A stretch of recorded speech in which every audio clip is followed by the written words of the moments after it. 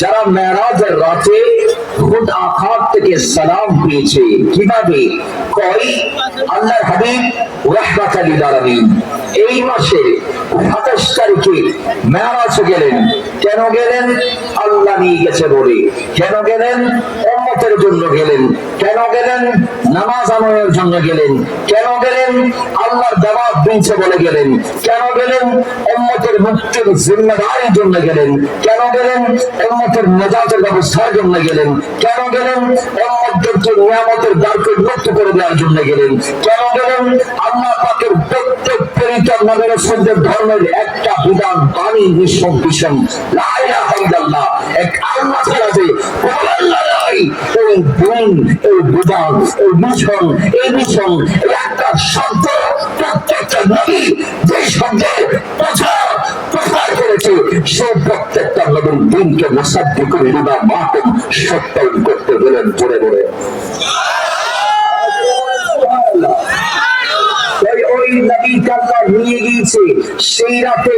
আল্লাহ তার হাবিবকে নিয়ে গিয়ে লামাকানে নিয়ে বলে ইয়া মুহাম্মদ ফাইনা ওয়াদাকা সালাতান ইয়া রাসূলুল্লাহ, আপনি দাঁড়ান, আপনার রব আপনার উপর দরুদ পাঠ করছে। একটু পরে রব তাআলা তার হাবিবকে আমাদের নবীকে সালাম দিলেন। আসসালামু আলাইকা আইয়ুহান নবী, আসসালামু আলাইকা আইয়ুহান নবী ওয়া রাহমাতুল্লাহি ওয়া বারাকাতুহু। আল্লাহ তার হাবিবকে যখন সালাম দিলেন, এখন মাসলাক ক্লিয়ার স্পষ্ট কথা খেয়াল করবেন যে আল্লাহ তাকে সালাম দেওয়া যায় না। আল্লাহ যদি কাউকে সালাম দেয় তার সালামের উত্তর দেওয়া যায় না।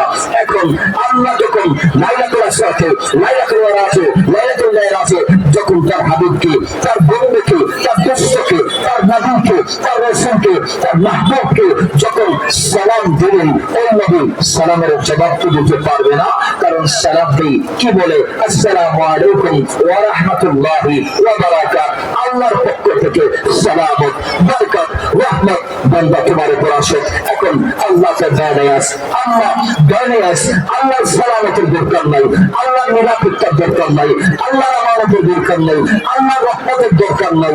বরং আমরা সালাম দেই, এ বান্দা আল্লাহর রহমত তোমার উপর আসুক। এ বান্দা আল্লাহর পক্ষ থেকে সালামত, রহমত, বরকত তোমার উপর আসুক। এখন আল্লাহ তো ওগুলোর দরকার নাই, প্রয়োজন কেউ চাইলে আল্লাহকে সালাম দিতে পারবে না।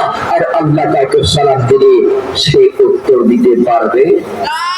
জোরে বলেন, উত্তর দিতে পারবে না।